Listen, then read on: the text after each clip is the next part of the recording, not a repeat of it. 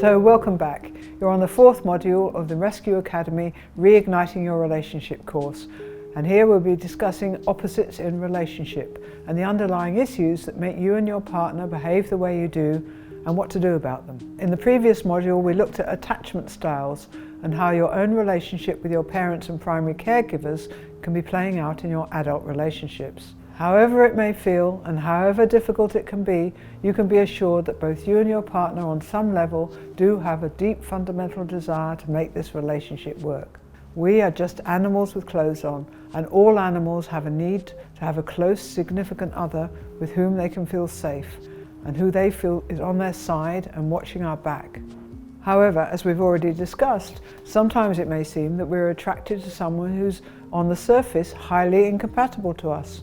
And as they say, opposites attract. There may be a really strong connection, a really strong attraction, including feelings of lust and infatuation, but there may be so many differences that you may think, how can this thing work? The answer, as we saw in previous modules, that we are unconsciously attracted to exactly the person we need to help us heal our childhood wounds.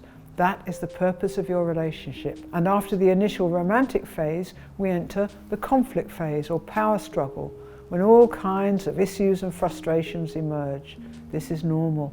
Conflict is growth trying to happen. So when we feel our irritation, that's a good sign that things are progressing as they should. We saw in the last module how we can be wounded at different stages of our childhood and early adulthood. These woundings cause us to develop defensive, protective adaptations that we take into our adult relationships. We saw how these adaptations are essentially opposite. So a clinger and an avoider will be attracted to each other, and a distancer and a pursuer will be attracted to each other, and a compulsive controller and a compliant diffuser will be attracted to each other. Of course, these are not tight definitions. Everyone is different, and the way these adaptations manifest and play out in adults varies hugely. But that's the skill of a good therapist, to help you understand these childhood wounds and your individual adaptations. I'm sure many of you can identify with these definitions already, and this course is designed to help you get started using tried and tested methods and simple tools